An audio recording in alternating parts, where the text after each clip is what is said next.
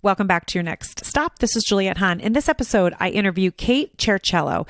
Kate is a New York City-based performer. She's also a podcast host. Be the Good with Kate. She's also a fitness professional. Kate teaches classes. She started Zumba when she was young. She did Pilates. She did those all in New York when she was auditioning for shows. Instead of doing the serving route, she decided to do that. She fell in love with the whole fitness and teaching because after she would get a rejection, if she got a rejection on an audition, she would get to go into a class and teach. Love Kate's energy, her spunk. You could just feel what a good person she is. You can follow Kate at positively_Kate on Instagram.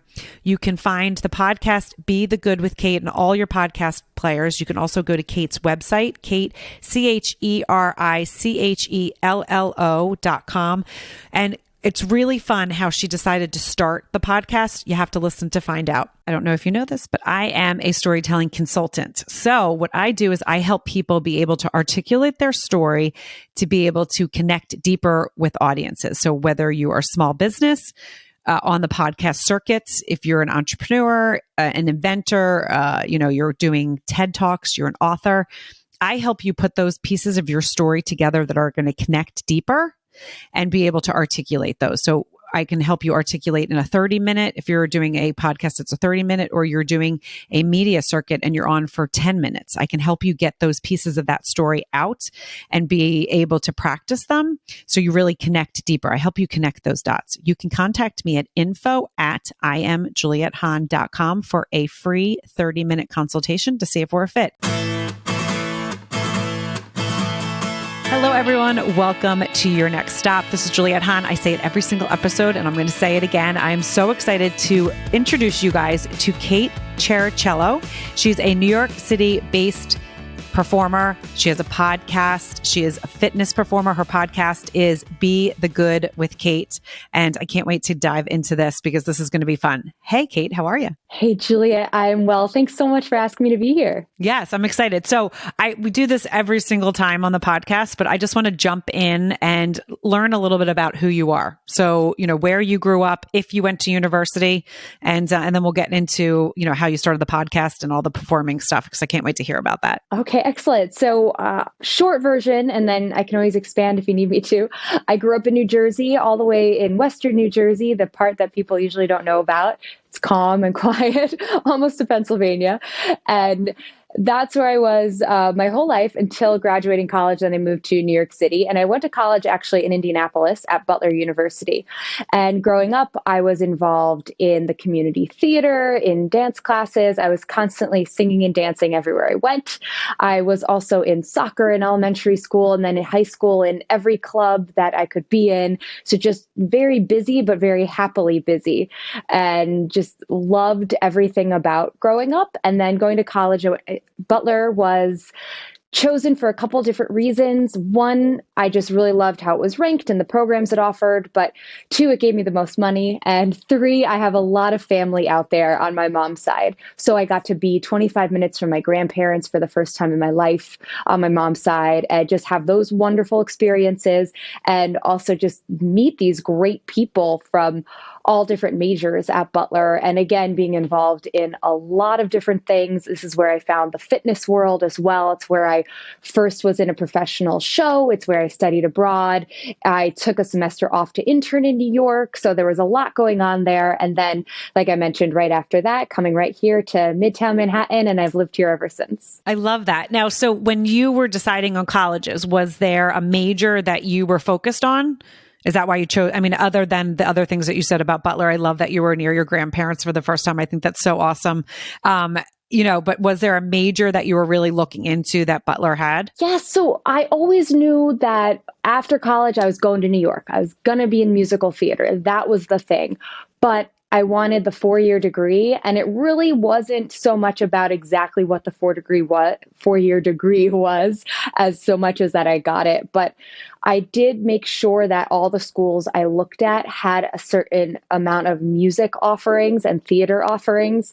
Back then, it was before we kind of could look it up online, but it was mostly that big Barron's book. Did you ever have that? That super thick. Yeah. Mm-hmm. Looking through, highlighting, dog-earing it, and everything had had to say music somewhere in its listing and theater somewhere in its listing. The other aspect it needed to have was what I used to call just a school spirit. So basically that meant it had to have a really good basketball or football team.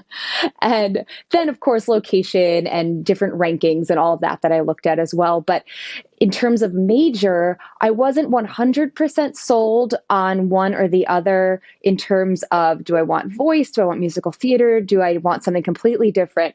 I did know that if I wanted to go into a music major, I wanted to double major because I wanted to have some sort of more businessy or communications or just something else that felt at the right bold age of 17 that felt like a good choice, to have in tandem with performing. So I actually entered Butler as a vocal music major with a double major in business. And I was basically told that first semester, you could do that, but it would take you either 5 years or you could not study abroad. You could not intern. You had to cut back on a lot.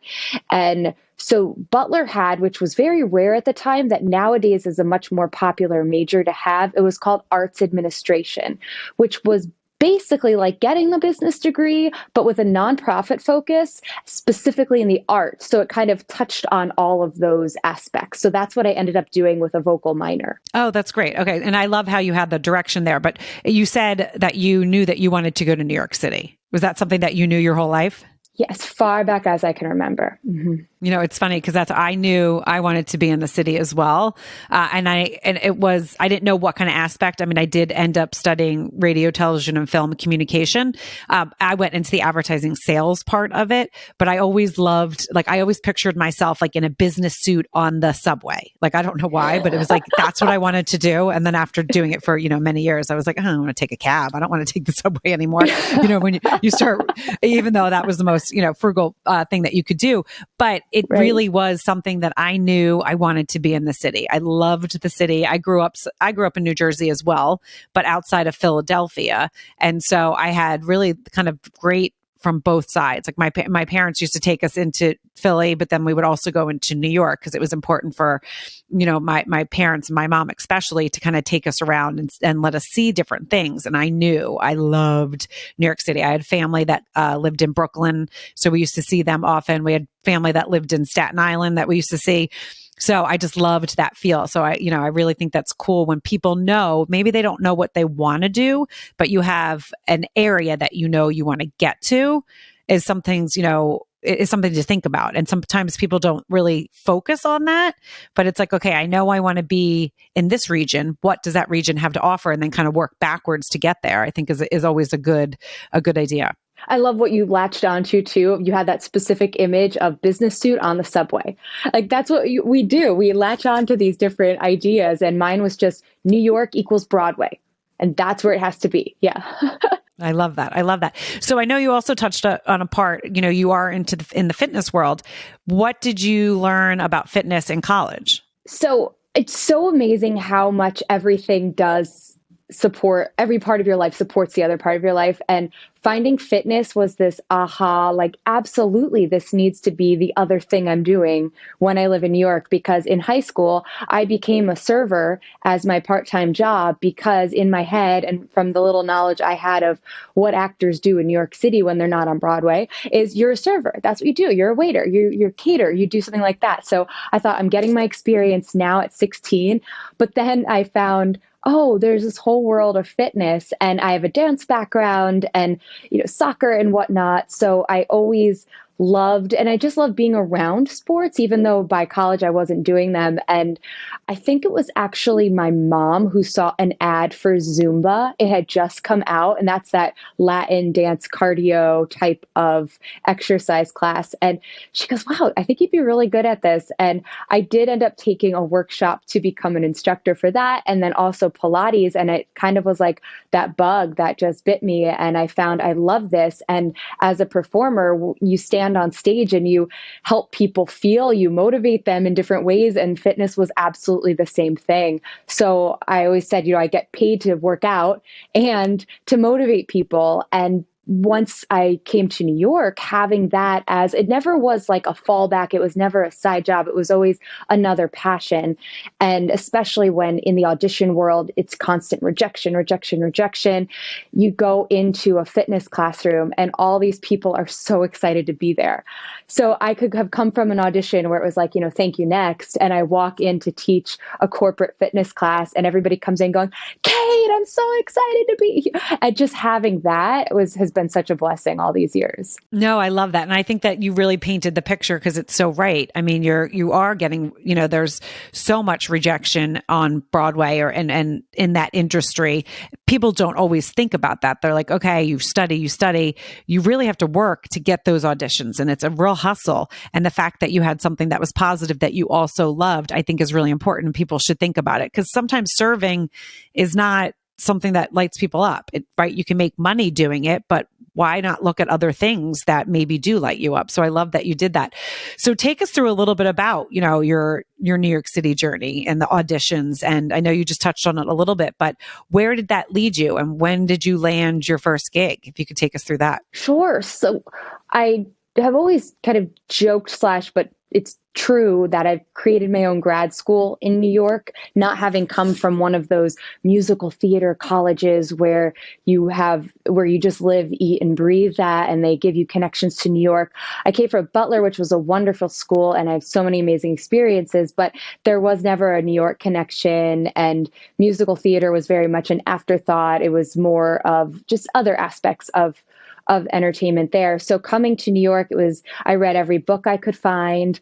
I started to go to any class that I would learn about and hear that was highly recommended, just trying to figure it out. And at the same time, trying to make money because New York is expensive. And I didn't come from one of those places where, there's plenty of people you overhear in the audition room saying, my parents are paying my rent so I can audition.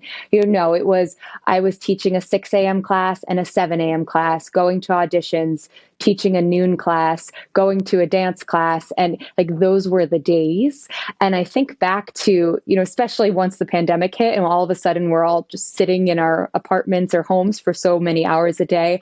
And the total 180 that was to that old life of go, go, go, go, go, go, go.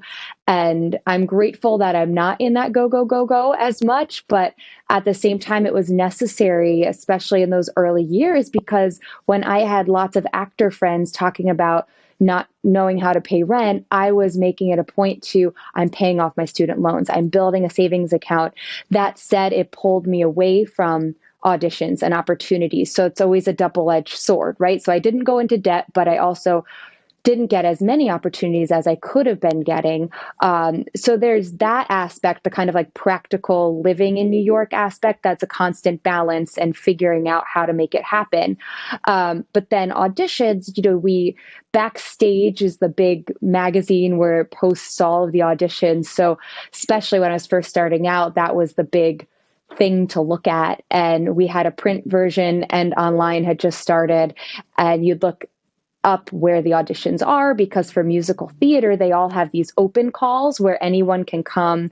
And without getting too technical into the union versus non-union and how auditions work, basically you could find out where auditions were, you could show up, you'd sing or you danced or both, and then you'd go home. And it was, I heard a story from a dance teacher right when I first moved to New York. And she said she writes down every audition that she goes to, and she had 69 auditions in a row. And on number 70, she booked it, and it was a big booking. And that really painted a really good, unfortunately, picture of what the world is like. And so I didn't get so pulled down when I would go audition after audition after audition, because then when you do book something, it's like, aha, this is why I'm doing this.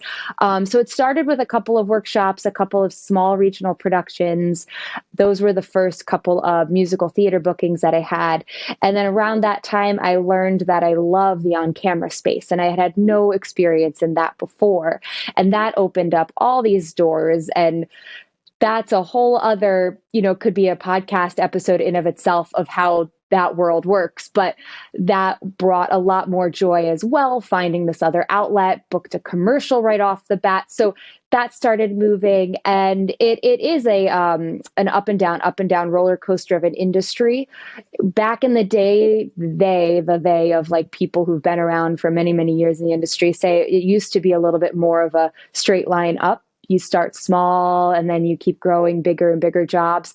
But now it's, there are people who are in the ensemble of Broadway one day and can't book work the next day. And it's just up and down, up and down. So it's really been like learning what to celebrate along the way, finding these other projects. This is how Be the Good came about. And really, again, celebrating those moments you do book. Right. And I think it's so important, again, to bring back that you not only, were doing something, you were following a dream, right? You were following a dream, but you also had something else that you loved. And I think that's really important, especially for that world, because of the negativity that can happen, and then the small wins and then the big wins. And if you think about it being an entrepreneur, it is like, I talk about this a lot on the podcast. There's days that you're like, oh my gosh, I just had the biggest win. And then the next day it could be like literally the world just fell apart and you're like, oh my gosh, I'm exhausted.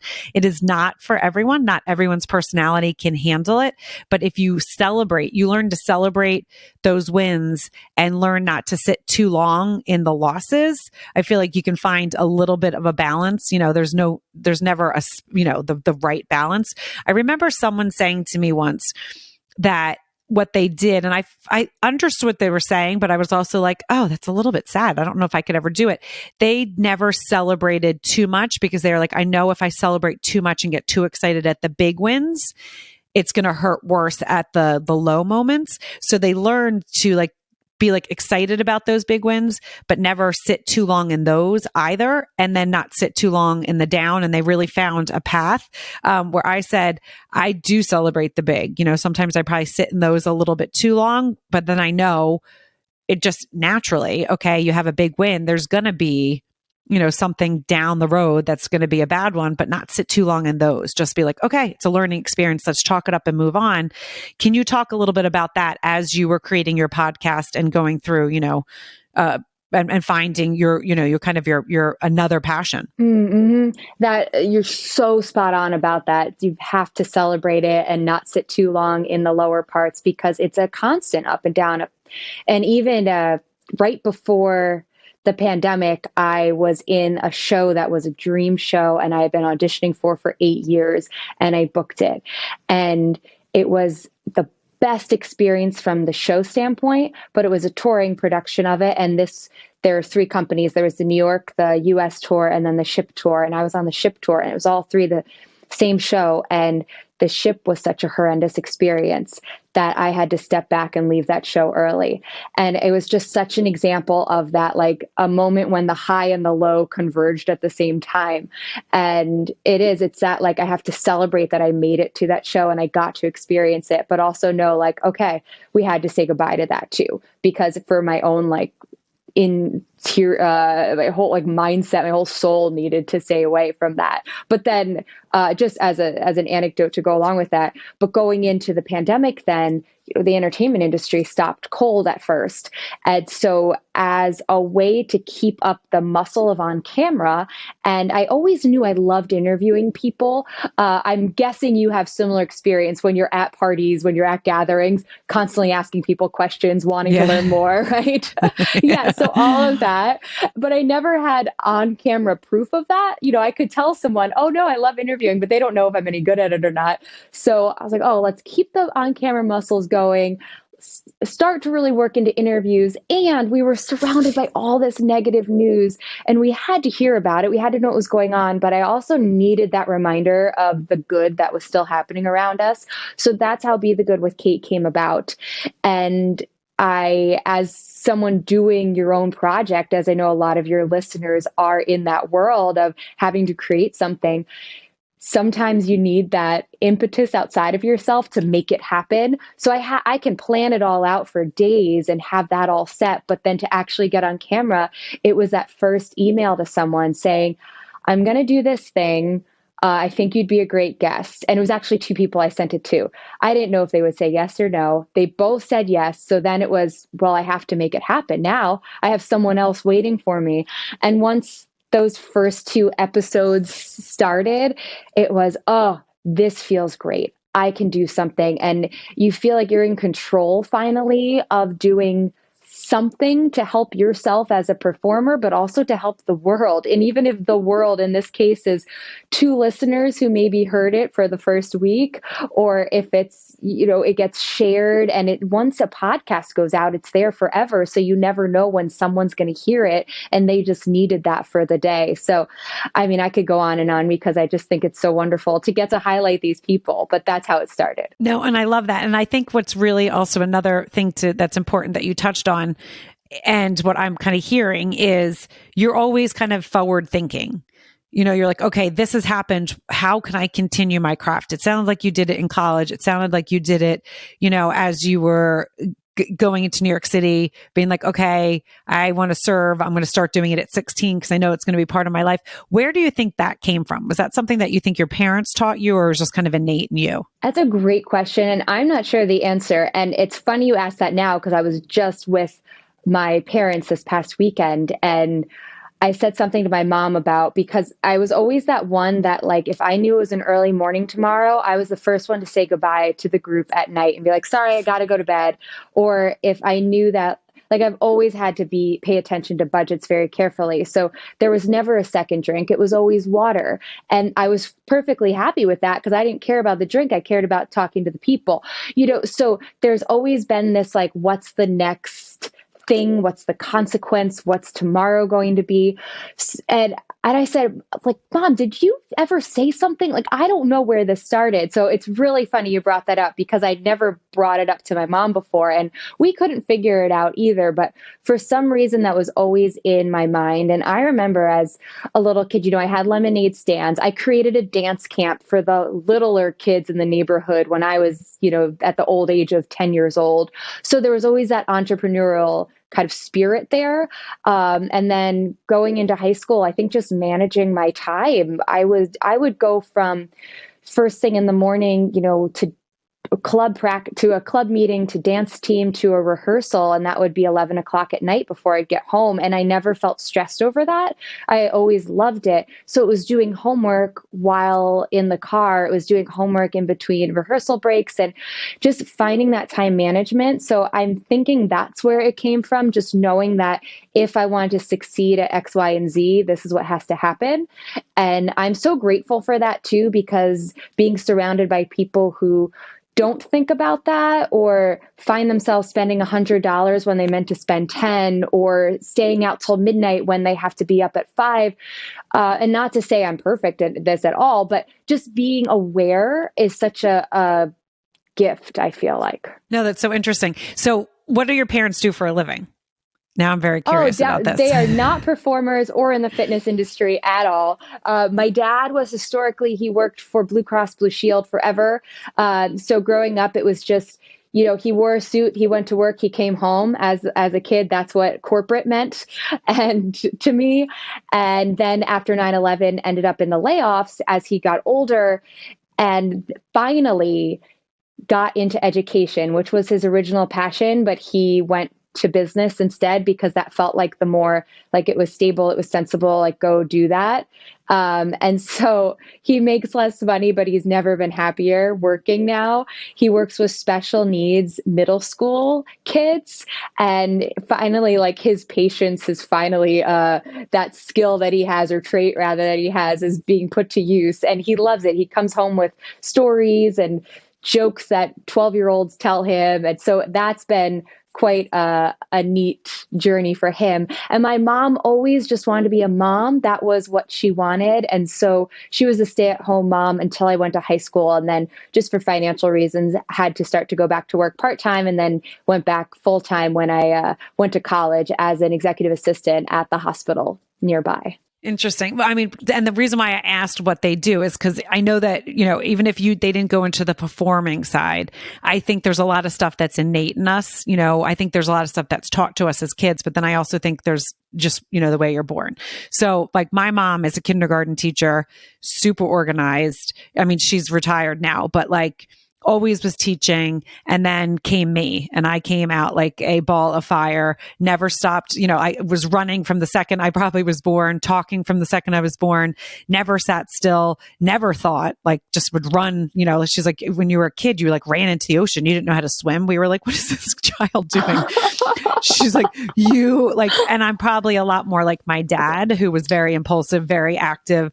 And so it's funny because so many things that she really taught us, like organization, time management, I didn't retain any of it. So when you're saying like the person that was like, I can only spend $10, when I lived in New York City, I had a certain, I made this much money. And by the time I got older, I was like, oh, wow, I have some debt to pay off because I lived. When I'm in the moment, I live. I don't regret any of it because I do. I mean, I'm always having fun. Even as an adult, there'll be times where like we're at a party and I'm like, all right, I'll say to my husband, just tap me because, I'm in the moment, and I don't think of times. I don't think of consequences. I don't think I have to get up with the kids tomorrow. And, as you get older, there are times where I'm like, oh, okay, I didn't make the best decision there, but it's who I am. I am so in the moment, and I'm so all or nothing. So it's either I'm like, okay, I'm really focused. I have something to do tomorrow, but that's all I have to like kind of do. Or it's like, boom, I'm the life of the party, and we're not even thinking about anything that's happening tomorrow. And so it's interesting. And my mom was not like that. As I said, my mom's a kindergarten teacher.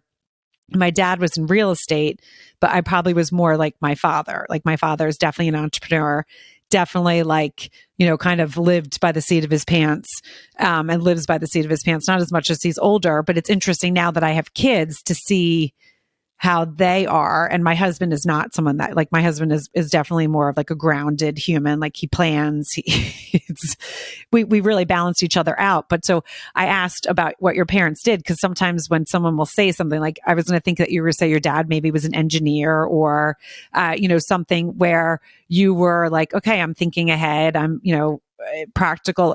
Your mom being an executive assistant, she probably had those skills. So time management and all of that. So you probably saw her and it just was innate in you because you're a little bit like that. But then I love that you kind of also had this performing thing, which, your parents didn't have. I mean, I think that's fun. Where did you see that? Or was that something that just, again, do you remember like a time that you saw someone perform or you went to the theater and you were like, oh my gosh, that's what I want to do? Kind of, yes. I think it's more in story because I was so young. But going with what you said, I'm actually adopted at birth. So there's that whole other element of, is it because I was surrounded by people who were like this, or is it somewhere in my genes that I don't know? And that's always been a kind of fascinating thing for us too.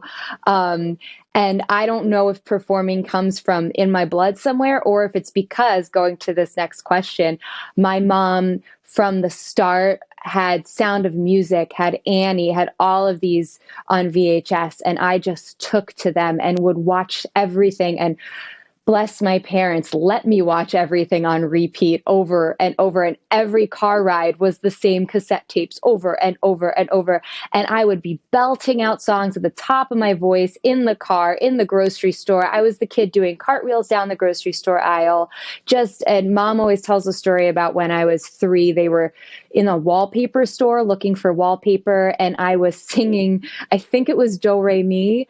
And there had been a community theater had just started in our area, and the director happened to be in the wallpaper store. And so she started talking to mom, and she was like, oh, when she gets older, let her know that she can join this theater. And mom started to go to their shows with me, mom and dad, I'm sure too. And so we would see, I think like Cinderella was one of the first ones. And I just, again, it's like what, some kids become super focused on a sport. Some kids become focused on this or that. And for me, it was every musical I could get my hands on. I love that. And you're right. Who knows? I have one of my sisters is adopted. And so it's the same sort of thing because she definitely picked up a lot of stuff that my mom, like she was the organized one. And so it was always interesting. It was like, okay, maybe it also was in her heritage. Who knows? But I do find that really fascinating, the whole nature versus nurture. I mean, it always, and I think maybe because I have an adopted sister also, it kind of always fascinated me to see the traits that, we were so similar and that we must have learned as kids, and the things that we were so different. She was always like really good in math, and really good in school. And I'm dyslexic, so school was really hard. And then she would sit and be able to listen to any kind of music and be able to play it back on the piano. And the rest of us were like morons. I mean, like when I say morons, like, no, we love music. We love listening to it, but we have no musical talent at all, like from tops to bottoms in my family, except there's a cousins on one side, but their mom is like super, super talented singer. So we have like a group of cousins that are really good singers. And then the rest of us are like tone deaf. So it is really funny. But she could just sit and play. I remember when Chariots of Fire, because we used to watch a lot of movies and stuff. Chariots of Fire, I remember she sat down at a friend's house and sat and played it because she learned it by ear. And we were all like, what the hell? That is such a skill. People who can do that, it blows my mind. Blows my mind. And I remember the teachers would always be like, oh, you guys, oh, you're a Williams. Oh, so you're, and I'd be like, and then we'd hear me do music and they're like, oh, okay, maybe you just not do that. It was so bad. So bad. So it's funny. And even within one family, how people can be so different, adopted or not. I mean, one of my closest friends is this larger than life guy that is just, he is kind of like you were saying, like living in that moment, and total opposite for me, where I'm constantly being like, wait, what do I have to do tomorrow? What do I have to do? Not in a way that like takes me away from the moment, but just in a way that I'm like, okay, I know I have 3 hours here and not 6 hours. So we're going to like dive in and then be gone, that kind of thing. And he is the like, sorry, what time is it? It's 3 o'clock in the morning. It's fine. Let's bring on another song. Like that kind of person. And he's always been like this. And he gets up at like 5 something each morning and just goes and goes.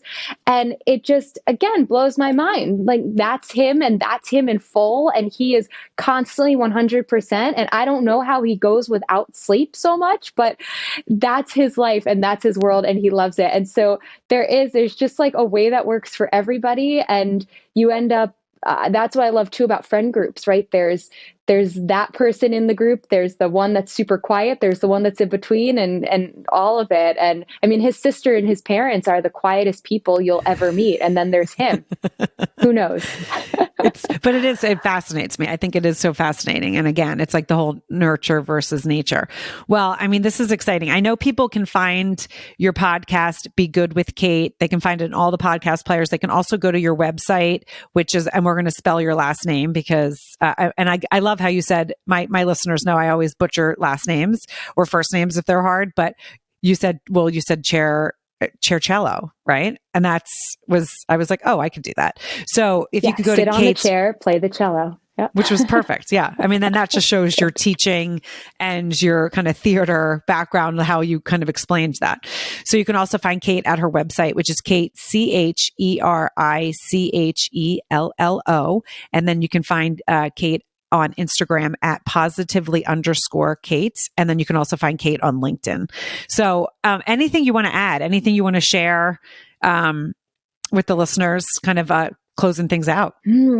I'm so grateful to be here today. Thank you. And I know that you're going to be on Be the Good in the upcoming months too, which I'm so excited about.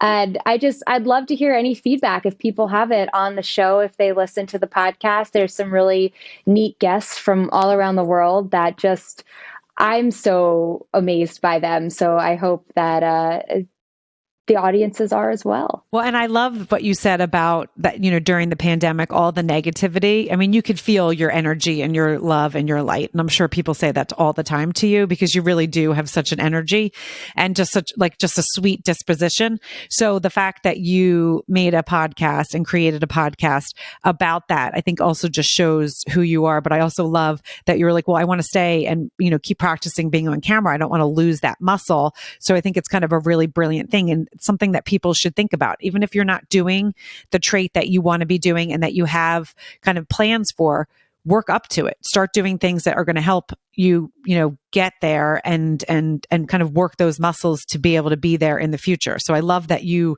kind of set that line and timeline for us. Thank you. Thank you so much. And you're so right. James Clear, with habits, and he talks so much about that. And he says, just do something. Do what's your goal? You don't have to do it all at once, but if it's to become fitter, do 10 push-ups a day or do 1 minute of squats a day, and then just keep showing up each day. So whatever it is that someone's thinking right now they want to do, it's what's that, like 1 ounce of something that you can do, and just keep doing that. And eventually it will grow into something bigger. No, so true. Well, thank you so much, Kate. I really appreciate you being on Your Next Stop. You guys, you know what to do. Like, rate, review. You might listen to this and be like, oh, that's a great episode, but you don't know who needs to hear it. You don't know who right now in their life needs some inspiration. They might have an idea. They don't know what to do. Send them this episode because they're going to be inspired. We will see you on another episode of Your Next Stop. Thanks again, Kate. Thank you. I hope you liked this episode of Your Next Stop. Please subscribe to my channel, share with your friends, and join in each week.